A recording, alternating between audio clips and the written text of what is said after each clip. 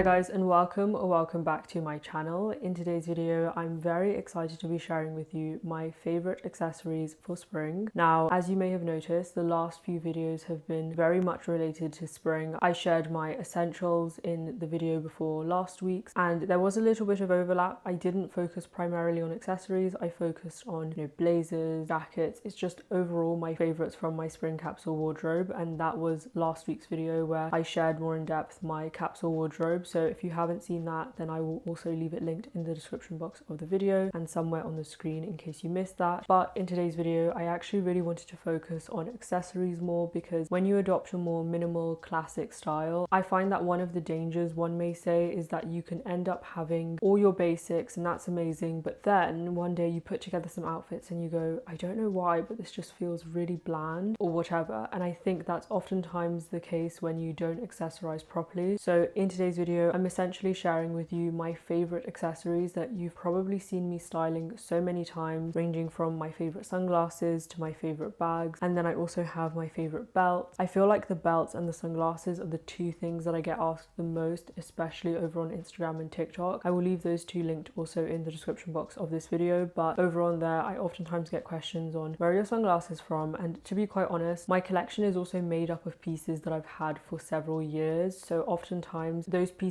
are simply not available anymore. I will link similar alternatives, but for those of you who want to know where exactly those pieces are from, you'll be finding out in this video. I'm also going to be sharing with you some of my favorite fragrances for spring. I do think I'm going to make a separate video just for fragrances, because as much as I'm a fashion fanatic, I'm also a skincare fanatic and also a perfume fanatic, and to be honest, I just love many other things, so I would be happy to share it over on here if you guys want to see it. I'm actually wearing one of the pieces that I'm going to be sharing in this video, and I will leave linked down below as well what I'm wearing. Starting off with one of my favorite categories, we have belts. Now, one of them I'm actually wearing. I'll get to that in a second, but there is a variety of belts. Now, this is where you will realize actually in this entire video what some of my favorite things are, favorite colors. You guys already probably know what that is. Now, I have a thing for belts because I feel like they really can complete an outfit. Within belts, there is quite a distinction between each one, and that's what makes each one different, and that's why I like them. Maybe that's just me making excuses as to why I need different belts, but of course you don't need all of these belts. You can pick and choose. I have mentioned previously that this is personally how I like to share pieces. I don't personally like to share my entire closet. I have mentioned that for the time being I am keeping that private. Instead, what I'm doing is pulling out my favorite pieces from my closet, or pieces that I want to share with you in a video, and sharing them. Starting off with the thinnest belts that I have, these are the ones that I opt for when I want something a little bit more timeless and minimal. This one is the one that I wore with a maxi skirt that I would have posted over on Instagram and TikTok. This is actually Karen Millen. I like to play around with the brands that I get things from. I like to call my closet my playground. I don't like to limit myself within my closet. I don't care if something is from the high street versus premium luxury. For me, it's more so based on if I absolutely love it. I will leave linked down below a similar alternative to this one, because actually I believe it completely sold out. COS does make a really similar one, so I will leave that linked. Now, speaking of thin belts, another one that I have is actually from Reiss. Now, I recently did pick up one which is quite similar. I'm actually wearing it from Hermes, but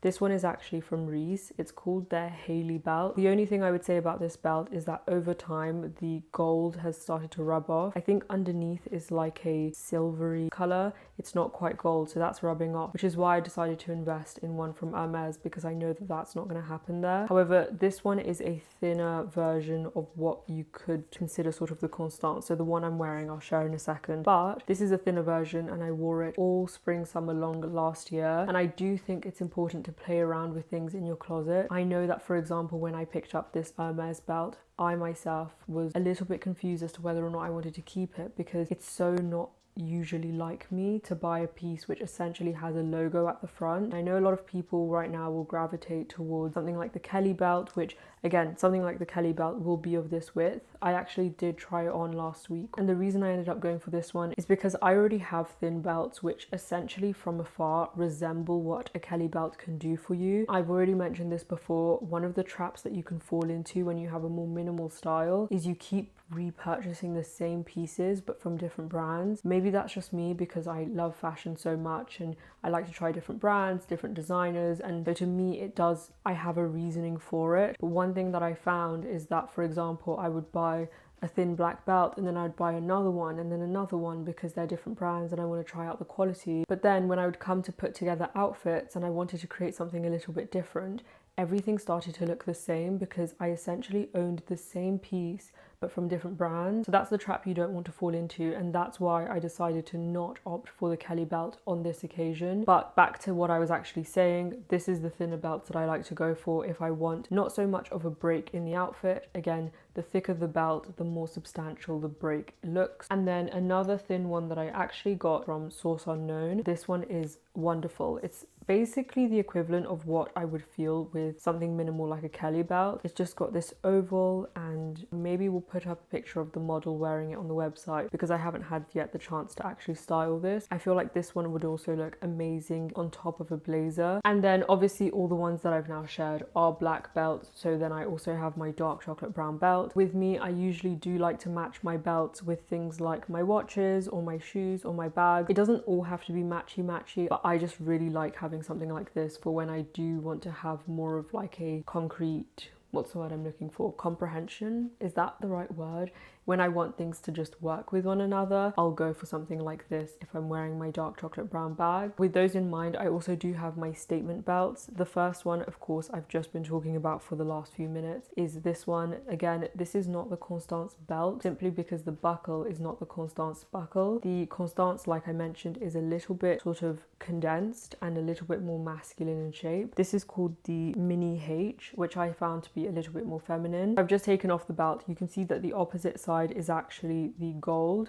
I decided to go for this because I do have the Oran sandals in both noir and gold. And then what you can do is you can switch out the buckle. So I quite like this because, like I mentioned, the cost per wear on this one, I already knew when I bought it is going to be a little bit less than my more minimal belts. Just because, to be honest, I don't feel my most confident when I'm wearing logos. Not in all cases, but in this case, it doesn't make me feel more confident wearing it. So I just opt for something more minimal most of the time. Nonetheless, this is one that I like occasionally when I want something a little bit more statement. Whenever I feel like this is getting a little bit too much, I don't have to essentially never wear the belt. I can buy a separate buckle. I have my Celine Triumph. Now, I do actually protect all of my belts. I just like to keep the quality of my pieces, otherwise it's a bit of a shame. This is the Celine Triumph in the medium size. I do find that I don't gravitate towards this one anymore. Again, it just is a natural thing within my style that I just don't really gravitate towards something like this all the time. However, for example, with an outfit like this is absolutely what I would opt for, but I do still wear it here and there, especially when I want something a little bit more statement. Next accessory that I'm sharing with you is jewelry and watches. Now, I'm not sharing a whole host of them because I just wanted to show you some examples. One of my favorite pieces of jewelry to go for is cuffs. This one in particular is from Pelen. It's called the Eros cuff, and I've already shown this in a video. I think I shared it in a haul where I shared my birthday dress, because this I wore also on my birthday. Again, it's somehow still minimal. I do, however, think it depends on what's around it, meaning it depends how you style it. So obviously for my birthday, I wore my Camilla and Mark Memphis dress, and then I styled it with this and the Eros ring, which I haven't shared in this video, but you know what that looks like from that video. Pieces like this really do complete an outfit, and that's the whole aim of this video, is accessories ultimately, especially when you have a more streamlined color palette that you're working with, a capsule wardrobe that you're working with. It is important to complete and finish your outfits, because one of the things I experienced for the longest time was I had my outfits together, they looked amazing, but somehow it always felt like there was something missing. Like, I would look in the mirror, I'd be like, this is great, but it would be even better if just something was missing. And I found that a lot of the times it was something like jewelry or sunglasses or a belt or something of that kind. Whilst we're talking about things that go on your wrist, I also have a watch here. This is one that I recently picked up because I wanted a tank style watch which was still on the relatively affordable side, so that I could wear it comfortably around London and not feel uncomfortable wearing a watch. So I opted for this one from Accurus. I'm sharing this especially because I shared it over on Instagram. A few of you are asking me where this watch is from. Of course, being a tank style, it does also resemble the Cartier tank watch in many ways. It has the Roman numerals. I opted for the one with the gold casing, but this one has gold Roman numerals. And then I picked this one up actually in H. Samuel, just in Oxford Street or Oxford Circus, and I was able to pick up a different strap from H. Samuel. It's this brown leather strap. it has the resemblance. It's not actually real lizard skin, but it has the resemblance on it. So it's real leather, but the pattern put onto it was the lizard effect sort of thing. I really like this watch because it really does add character. I'm actually going to put it on now because usually I'm wearing it. So I will leave this one linked down below. I don't know if I mentioned it's from Accurist.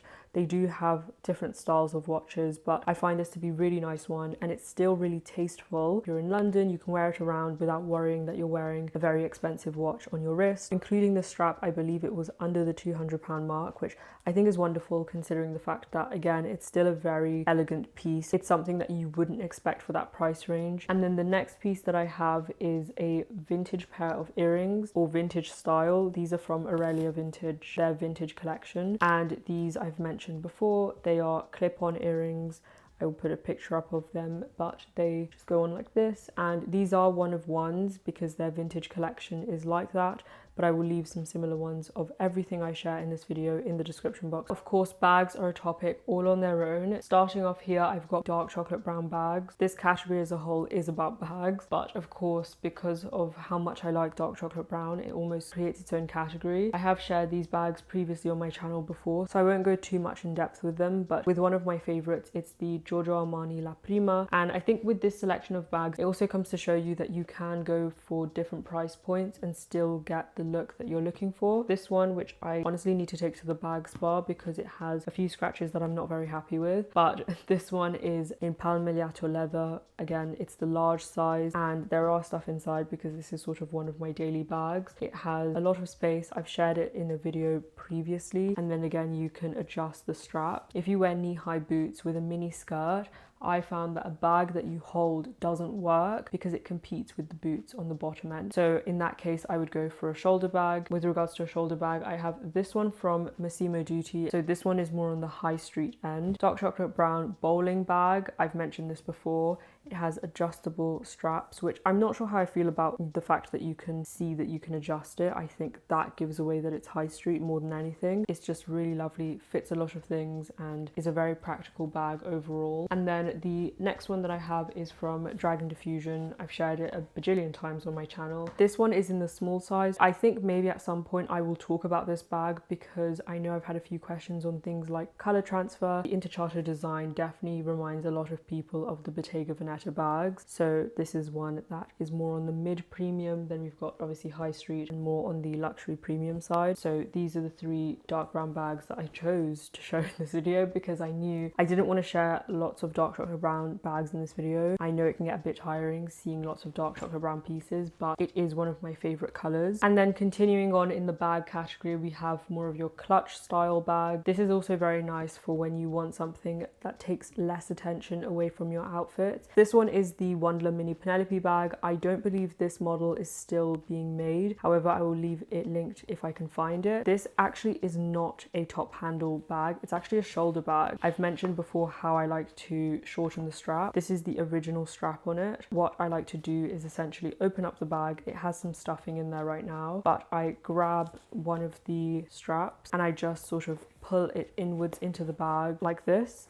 And then I grab this and tuck it into the bag. It typically holds really well if you don't fill it up too much. And then you just close it and you have sort of like a top handle bag. And then another clutch bag that I find to be just an incredible piece is this one from Reiss. It's called the Reiss Regent bag, I believe. Really just reminded me of something from the row because of this buckle at the front, and then this has suede on the inside and then a wipeable cotton on the inside. Perfect for those special occasions. And then this bag I don't feel like I've yet had the chance to properly style is my Demilia Shearling clutch bag. This is more fun, and I think again when you have a more minimal color palette, things like that, it's really nice to play around with texture. I have mentioned this before in a video where I was sharing how to elevate your style. I had mentioned this before, but second to belts, my next most asked question usually revolves around what sunglasses I'm wearing. To be completely honest with you, these two sunglasses that I wear the most are, I believe, not something I've been able to find online again, but around 4 years ago from a brand called Ruby. They were on the Cotton On website many years ago. Obviously, there are so many brands now that create a similar style to this, so I will be sure to leave those linked, but these are the tortoiseshell pair.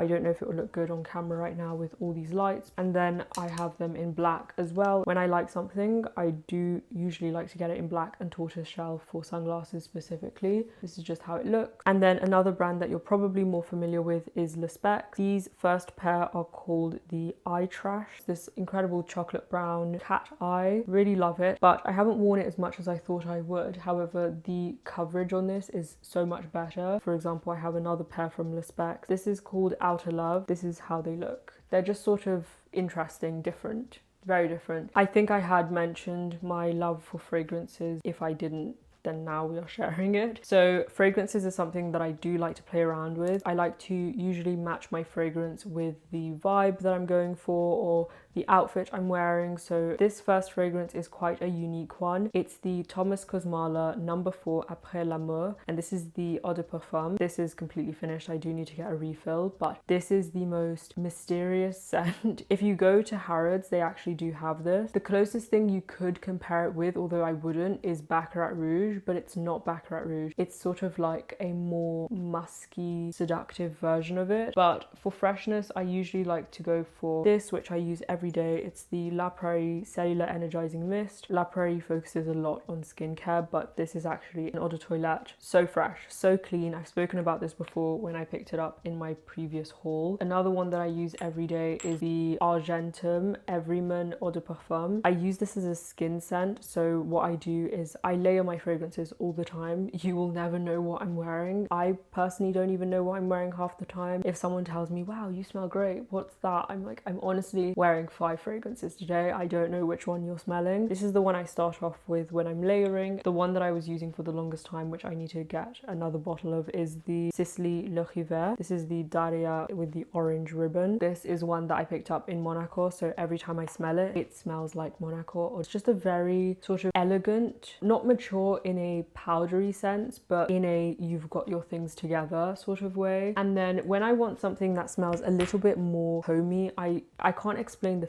feeling. There are some fragrances or some boutiques that I walk into, and when I walk into them, I feel at home, and this is a fragrance that elicits that sort of feeling. This is Brunello Cucinelli Eau de Parfum for her. They do have the for him as well. I couldn't pinpoint a better scent for a Brunello Cucinelli fragrance for her. It's the epitome of it. It's amazing. And lastly, in this entire video, I do have 2. I did decide to narrow it down because I've shared so many of my favorite shoes in recent videos. The first pair I've mentioned however many times I can remember. My Hermes Oran sandals. These are the most worn out of the gold and the noir. And then another favorite of mine are slingback heels. Of course, there are so many shoes that I could share in this video, but I just don't want to make it about shoes. These are my Massimo Dutti slingbacks in the dark chocolate brown. Just epic. And just like that, we've come to the end of today's video. If you enjoyed it, let me know in the comment section any other specific videos that you want to watch. If you want to see my favorite fragrances, I mean, I've already shared it here, but I do have different fragrances per season, so if you want to see that, let me know. I was also thinking of doing a chatty get ready with me video where I answer some of your questions perhaps. With that being said, I hope you enjoyed today's video, and I hope to see you guys very, very soon in my next one.